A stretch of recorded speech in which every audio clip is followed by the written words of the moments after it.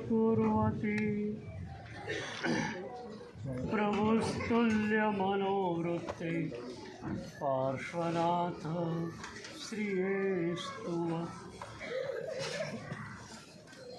यस्याभिधानं मुनयोऽपि सर्वे गृह्णन्ति भिक्षा भ्रमणस्य काले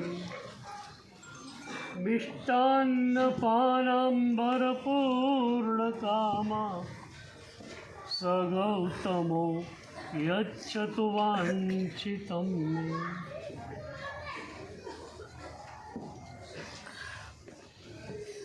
ક્રિસ્ટોફર નામની એક બેન યુરોપમાં રહેનારી, એકવાર એને વિચાર થયો કે મારે પ્રભુનું મંદિર બનાવવું છે. ગામના અગ્રણીઓને એણે વાત કરી કે મારી ઈચ્છા મંદિર બનાવવાની છે, તમે મને સહકાર આપો. અગ્રણીઓ વિચારવા પડ્યા, આ ભાઈ એની પાસે સંપત્તિ કેટલી, મંદિર બને સી રીતે? પૂછ્યું, બેન તારી પાસે સંપત્તિ કેટલી? એણે કહ્યું $1000. અગ્રણીઓએ કહ્યું $1000 મંદિરનું ફાઉન્ડેશન બી ન થાય, મંદિર ક્યાંથી થાય?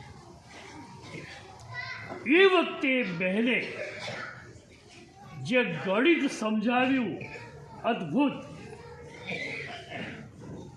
એ બહેન કહે છે ક્રિસ્ટોફર પ્લસ $1000, નો ટેમ્પલ નો ફાઉન્ડેશન. મંદિર પણ ન બને, પાયો પણ ન રચાય, પણ ક્રિસ્ટોફર પ્લસ $1000 પ્લસ ગોડ. હવે શું ન થાય મને? હું એકલી નથી, મારા પ્રભુ મારી જોડે છે, અને મારા પ્રભુ મારી જોડે હોય તો કયું કામ અશક્ય છે? અગ્રણીઓએ કહ્યું પ્લસ ગોડ હોય તો કોઈ કાર્ય ઇમ્પોસિબલ નથી, અને મંદિર બની પણ ગયું. આર્જવરતી શ્રીજી ભીલડિયાજી દાદાની સહાયથી, એમની કૃપાથી આ તપ કર્યું. એક જ વાત હતી, પ્લસ ગોડ. મેં ગઈકાલે પણ કહ્યું હતું, સાધકે ભક્તે કશું જ કરવાનું હોતું નથી, બધું જ પ્રભુ કરે છે. We have not to do anything absolutely, he has to do. Plus God.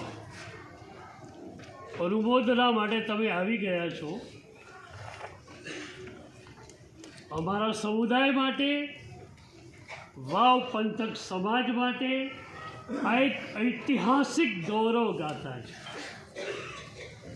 108 ઉપવાસની તપશ્ચર્યા, તપનો Himalaya પ્રભુએ મજાથી ઓળંગાવી દીધો. Plus God. પણ ભક્તની યાત્રા પ્લસ ગોડ પર પૂરી નથી થતી. આગળનું સ્ટેપ છે ઓનલી ગોડ.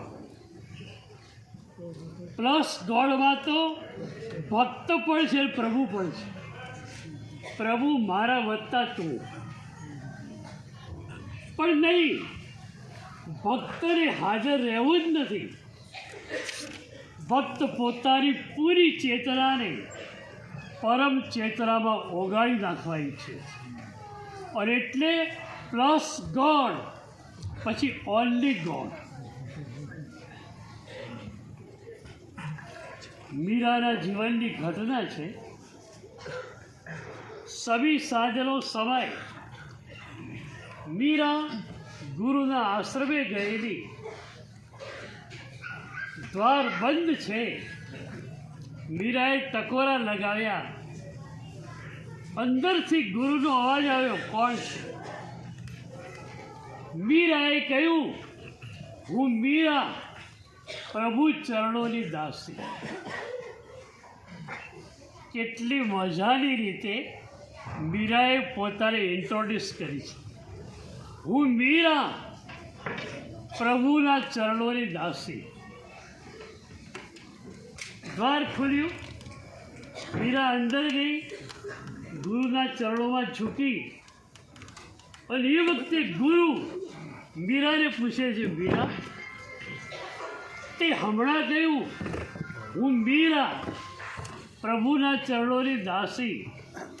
મારે તારે પૂછવું છે કે આ બેઉ સાથે કઈ રીતે હોઈ શકે? તો મીરા પણ હોય અને પ્રભુના ચરણોની દાસી પણ હોય. મીરાને ખ્યાલ નથી આવતો ગુરુ શું કહેવા માગે છે.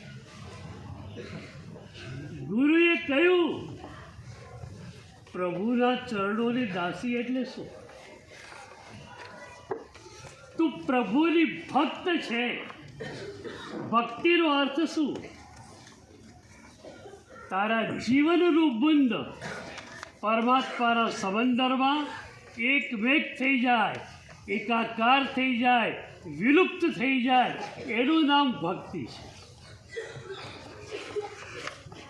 તો તારું જીવનનું બંધ પ્રભુના સમુદ્રમાં મિક્સઅપ થઈ ગયું. હવે મીરા ક્યાંથી બાકી રહી ગઈ? તું ટોટલી આઈડેન્ટિટી લેસ થઈ ગઈ. તું નેમ લેસ થઈ ગઈ. તું નથી અને પ્રભુ છે તો જ ભક્તિ, બાકી ભક્તિ રહે. આપણે ત્યાં બે પ્રકાર છે, સાધના અને ભક્તિ. પ્લસ ગોડ એ સાધના છે કે હું કંઈ નહીં કરી શકું, મારા પ્રભુ બધું કરશે. પણ જ્યારે ભક્તિ આવે છે ત્યારે ભક્ત રહેતો જ નથી, માત્ર પ્રભુ રહે છે. જો તું ભક્તિની ધારામાં છે તો મીરા ક્યાંથી બહાર રહી? મીરા બચે ક્યાંથી? એ જ ક્ષણે મીરાએ નક્કી કર્યું, મીરા હવે વિદાય લઈ રહી છે. ત્યાં સુધી જે ભજનો રચાયા, છેલ્લે મીરા લગતી, મીરા કે ગિરધર ગોપાલ. ભગવાન જ રહેતા પણ ભક્ત પણ રહેતા. આ ઘટના પછી ભજનો રચાયા પણ મીરા ગેરહાજર છે. મીરા ટોટલી એબસન્ટ છે. અને એટલે છેલ્લે આવે રાવની દાસી.